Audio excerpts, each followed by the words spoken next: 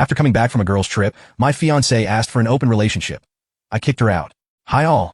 I'm not sure if I'm overreacting here, so let me know what you think. Alright, so here's how it all started. My fiancé, 27F, now ex-fiancé, and I, 28M, have been together for 5 years, and for the most part, things were good. Or at least I thought they were. We met in college during our sophomore year, and everything just clicked. She was smart, funny, and had this energy about her that made you want to be around her.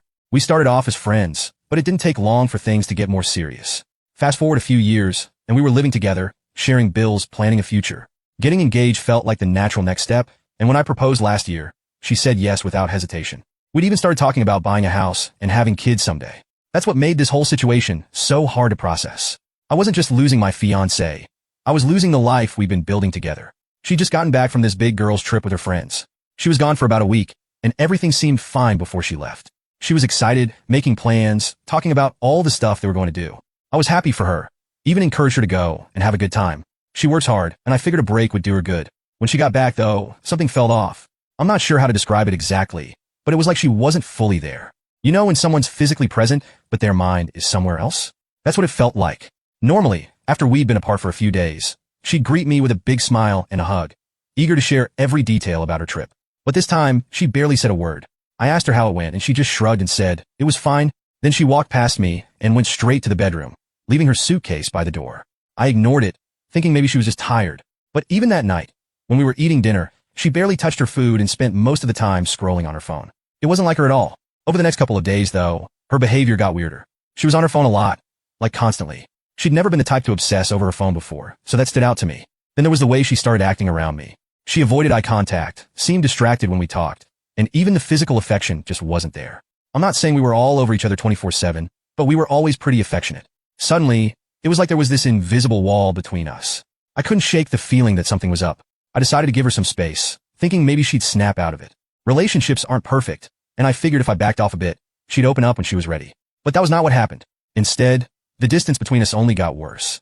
So I tried bringing it up one night after dinner, asking if something was bothering her or if there was something on her mind. She brushed it off, saying everything was fine and that I was overthinking things. But her tone, it didn't match her words. It was like she was trying to convince herself more than me.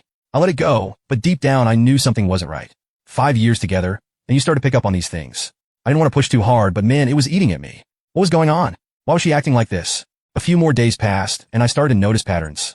She'd get texts late at night, and would flip her phone over when I walked into the room. I'm not the kind of guy who snoops or accuses without proof, but this wasn't normal. I thought about confronting her, but I didn't want to come across as paranoid. Instead, I tried to focus on work and keep myself busy. I figured if there was something going on, she'd eventually tell me. Boy, was I in for a surprise. Looking back now, I think I knew something big was coming, but I just didn't know what. One night, she came home from work and said she wanted to talk. My heart sank immediately because, let's be real, nothing good ever starts with "we need to talk." I sat down, tried to play it cool, but my mind was racing. What could it be? Did I do something wrong? So there we were sitting on the couch. I could feel the tension in the air. She was fidgeting, playing with her hands, and avoiding eye contact. That's when she hit me with it. "I've been thinking a lot about our relationship lately," she said, her voice calm, but a little too careful. I raised an eyebrow. "Okay, thinking about what exactly?" "Just, how we can make it better," she said, finally looking up at me. "Better?" I asked, leaning back. "What's wrong with it now?" She hesitated for a moment, biting her lip. "Nothing's wrong," she said quickly. "I mean, things are great. But when I was on the trip, some of the girls opened up about their relationships. They talked about how happy they are because they found ways to give each other more freedom and trust." I blinked, trying to process what she was saying. Freedom and trust? I repeated, confused. What does that even mean? She was twisting her hands nervously in her lap. Her voice was calm, almost too calm, like she was trying to convince herself this was a normal conversation. She wouldn't look me in the eye, though. Instead, she kept glancing at the wall behind me, like she was afraid of what she'd see if she actually looked at my face. It was the way she said it, too, so rehearsed, like she'd practiced the speech in her head a dozen times before saying it out loud. That made it feel even worse, like this wasn't some spur-of-the-moment thought. She'd been planning this. She took a deep breath, like she was bracing herself for something big, and then she said it. "I think we should try an open relationship." I swear, my brain short-circuited for a second. I just stared at her, trying to process what she'd just said. "Wait, what?" I finally managed to get out, my voice louder than I intended. She looked at me, her face dead serious. "I've been thinking about it for a while now," she said, her words deliberate, like she was trying to convince both of us. "I think it could be good for us." I just sat there, staring at her, trying to process. "An open relationship? Are you serious right now?" "Yes," she said, her tone calm but firm. "It's not as crazy as it sounds. A lot of people are doing it, and it works for them. It's about trust and being honest with each other. Trust? I said, my voice rising. How does bringing other people into our relationship have anything to do with trust? Where is this even coming from? She sighed, running a hand through her hair. I know it's a lot to take in, but I talked to some of the girls on the trip, and they shared their experiences. They're happier now. They said it's brought them closer to their partners. I shook my head, completely floored. And you thought what? That I'd just jump on board with this? That I'd be okay with it? Her face softened like she was trying to be patient. I didn't say you had to decide right away. I just think it's something we should consider. We've been together for so long, and I want to make sure we're still growing, not getting stuck. I try to catch myself, feeling a knot tighten in my chest. So, now you think we're stuck? After 5 years together, you think the solution is what? Sleeping with other people? She flinched at my words, but didn't back down. It's not just about that. It's about exploring who we are as individuals while still being together. It doesn't mean I don't love you. Meanwhile, I was sitting there feeling miserable. I couldn't believe what I was hearing. 5 years, 5 damn years of building a life together. And now she wanted to throw it all away like this. We'd never even talked about open relationships before. It wasn't part of who we were or what we wanted, at least as far as I knew. I asked her where this was coming from. Was she unhappy? Did she feel like something was missing in our relationship? She said no, she loved me, and our relationship was great. She just thought this could be a way to make it even better. That didn't make any sense to me. If things were great, why would she want to mess with them? I told her that, and her response was, it's not messing with it. It's evolving it. I'm not gonna lie, that pissed me off. Evolving? This isn't a Pokemon. This is our relationship. I leaned forward, narrowing my eyes. Is this about someone specific? Did you meet someone on the trip? Her head snapped up, and she looked almost offended. What? Oh, of course not, she said quickly, shaking her head. You're sure? I pressed, studying her face. Because this is coming out of nowhere, and it's starting to feel like there's more to this than what you're saying. I swear, she said, her voice a little higher than usual. There's no one else. I didn't meet anyone, and it isn't about that. It's something I've been thinking about. That's all. I leaned back, crossing my arms. You swear there's no one else? I repeated, watching her carefully. She nodded, her expression tight. Yes, I swear. This isn't about anyone else. It's about us. I told her I needed time to think. I didn't even know what to say at that moment. I went into the bedroom and just sat there for a while, staring at the wall. My thoughts were all over the place. Was this real? Was she serious? Did I even know her anymore? After about an hour, I came back out. She was still sitting on the couch, scrolling through her phone like nothing had happened. I stood there for a second, then said, I can't do this. She finally looked up at me, her face calm. What do you mean? I mean, I can't do an open relationship. I'm not interested, and I don't think I ever will be, I said, my voice steady. She set her phone down on the coffee table and crossed her arms. Well, she said slowly, maybe we should take some time to figure out if we're still on the same page about what we want. That was it for me. I stared at her, trying to process how she could be so casual about this. 5 years, I said, my voice shaking slightly. We've been together for 5 years, and this is what you have to say? Like it's no big deal? Her face changed then, like she was starting to realize how serious I was. I didn't mean it like that, she said quickly. I just think we need to talk about what we want for the future. There's nothing to talk about, I said firmly. If you want an open relationship, then you're not the person I thought you were. And I'm not going to sit here while you dismantle everything we've built just because your friends got into your head. She sat there stunned for a moment. You're seriously kicking me out over this? She asked, her voice breaking. Yes, I said, staring her down. Pack your things and leave.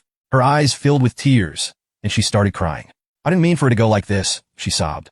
I just wanted to have a conversation about it, that's all. I didn't mean to hurt you. There's nothing left to say, I told her. This isn't a conversation I ever wanted to have. I can't do this, and I won't. She wiped at her face, sniffling as she got up and headed to the bedroom to pack a bag. I didn't follow her or say anything else. A few minutes later, she came out, her bag slung over her shoulder, and stopped at the door. Is this really it? She asked softly. It is, I said, not looking at her. She hesitated, then opened the door and walked out. I sat down on the couch, staring at the empty space where her things used to be, and felt like my whole world had just imploded. I kept asking myself how we had gotten to this point, but no matter how many times I replayed it in my head, I couldn't find an answer that made sense. That was the beginning of the end. The night she left, the apartment felt so empty. Her things were still here. Her clothes, her toiletries, all the little knickknacks she liked to scatter around. But she was gone, and it hit me hard. 5 years of being together, building a life, planning a future, and in one conversation, it all just crumbled. The next morning, my phone wouldn't stop buzzing. Groggily, I grabbed it off the nightstand, and her name was everywhere, texts, missed calls, voicemails. I sighed, scrolling through the messages. Please, can we just talk? One text read. Another one said, I'm so sorry. I didn't mean to hurt you. I just want to explain. The voicemails were more of the same. When I played a snippet of one, it said, hey, I know you're mad, and you have every right to be, but please just give me a chance to talk to you. I need to explain. I can't lose you like this. Then her friends started calling me.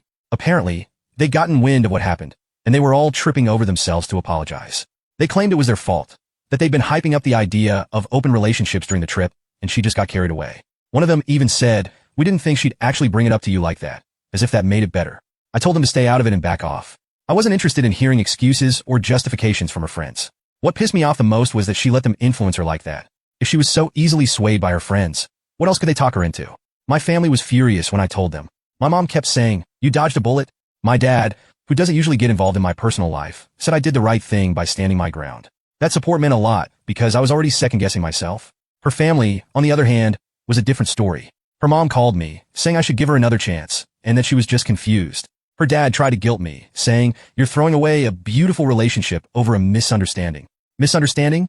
I thought. She asked to sleep with other people, bluntly. How is that a misunderstanding? The worst part, though, was some of our mutual friends. A couple of them tried to make me feel like I'd overreacted. One even said she was just being honest about what she wants. Isn't that a good thing? Yeah, honesty is great, but there's a difference between being honest and blindsiding your fiancé with something that completely goes against everything you've built together. One friend, let's call him Dave, really got under my skin. He kept telling me I was being old-fashioned and that I needed to be more open-minded. He even said, "It's 2024, man. Relationships aren't black and white anymore." I couldn't believe he was defending her, especially since he'd seen what I was going through. Then there was Anna, one of her closer friends, who let it slip that my ex had been talking about the idea of an open relationship before the trip.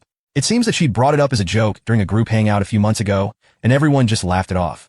That made me feel even worse, like I'd been left in the dark while she'd been testing the waters for a while now. I spent the next few days trying to figure out what to do. She kept calling and texting, begging me to meet her and talk things through. Part of me wanted to hear her out, but the other part of me was still so angry and hurt. How do you come back from something like this? How do you trust someone who can so casually throw a grenade into your relationship? For a few days, I felt stuck in this weird limbo. On one hand, I didn't want to see her or hear her excuses. On the other hand, the idea of not getting any answers was eating away at me. What if there was more to the story? What if she'd been lying about everything, even before the open relationship thing? I remember pacing back and forth in my living room one night, going over it in my head. I even considered calling her, but every time I picked up my phone, I stopped myself. In the end, it was a couple of close friends who convinced me to meet her. "You need closure," one of them said. "Otherwise, this will keep eating at you." And as much as I didn't want to admit it, they were right. Eventually, I decided I needed closure. I agreed to meet her, mostly because I wanted to see if she'd come clean about what was really going on. Something was telling me there was more to the story, and I needed answers. We set up a time to meet at a cafe. I wasn't sure what I was hoping for. Maybe some kind of explanation that made sense, or at least an apology that felt genuine. But I wasn't prepared for what I was about to find out. I showed up to the cafe about 10 minutes early. I wanted to get there first, find a spot, and mentally prepare myself for whatever she was going to say. I was nervous, but mostly I just wanted it over with. She walked in right on time, looking like she hadn't slept much. Her hair was a little messy, her makeup was minimal, and she looked stressed. I'll admit, a small part of me felt bad for her, but I reminded myself why we were there. She sat down across from me, and for a few seconds, we just stared at each other. Then she started talking. She apologized right away, saying she'd handled everything wrong and never meant to hurt me. She said the idea of an open relationship wasn't something she'd been planning for a long time. It was something her friends brought up during the trip, and she got caught up in their excitement. She claimed it was just a what-if scenario, something she thought we could talk about, not something she was serious about pursuing. "I never wanted to hurt you," she kept saying. "I just wanted to explore the idea together." I told her that if she really valued our relationship, she wouldn't have dropped something like that on me out of nowhere. She would have talked to me first, not waited until after some girls' trip where she clearly got influenced by her friends. She nodded, tears welling up in her eyes, and said she understood. She looked genuinely upset, but I still wasn't buying it. Something about her explanation didn't add up. That's when I decided to ask her something I hadn't planned on asking. "Can I see your phone?" Her face went pale. I'll never forget that look. She hesitated for a second, but then handed it over, probably thinking I wouldn't actually go through with checking it. I'm not the kind of guy who normally does stuff like that. I've never felt the need to invade someone's privacy, but this time, I couldn't ignore my gut feeling. As I sat there holding her phone, my heart was pounding so hard I could feel it in my ears. Part of me didn't want to do it. What if I found something that would completely change the way I saw her? But another part of me, the part that couldn't shake the gut feeling that something was wrong, needed to know. My hands were shaking. I opened her messages, and it didn't take long to find what I was looking for. There was a conversation with some guy I didn't recognize. They had been chatting for a while, and from what I read, it was clear this wasn't just friendly banter. There were flirty messages, late-night texts, and even a couple of suggestive comments about seeing where things go. The first message that caught my eye was from some guy I didn't recognize. They had been chatting back and forth, and it wasn't just friendly small talk. His messages were flirty, calling her things like babe and cutie, and she wasn't shutting it down. Instead, she was encouraging it, responding with laughing emojis and saying things like, "You're too much." One message from him said, "Can't wait to see you again." I was disgusted. That's all I needed to see. This wasn't just her thinking about an open relationship. She'd already started exploring it. I put the phone down and looked at her. She was already crying, mumbling something about how it wasn't what it looked like and that it was just talking. I told her to stop. There was no point in lying anymore. So, this open relationship idea wasn't just an idea, was it? I asked. You were already testing it out. She flinched, her breath hitching. No, it wasn't like that, she said quickly, her words tumbling over each other. I was just talking to him, that's all. It wasn't serious. It was a mistake, okay? A stupid mistake. A mistake? My voice was rising. You were talking to him, flirting with him, making plans with him, and you expect me to believe it was just a mistake? It was, she cried. I didn't mean for it to go anywhere. I was just curious. I love you, and I don't want to lose you. I looked at her, full of anger. You already lost me, I said flatly. The second you thought it was okay to bring someone else into this, into us, you lost me. Please, she begged. Please don't end this over one stupid mistake. I'll do anything to fix this. I stood there for a moment, watching her break down, but the anger in my chest didn't fade. You made your choice, I said quietly, and I'm making mine. We're done. I stayed calm because we were in public, but inside, I was furious. The fact that she even entertained the idea while we were engaged was enough for me to walk away. She kept apologizing, but I didn't want to hear it.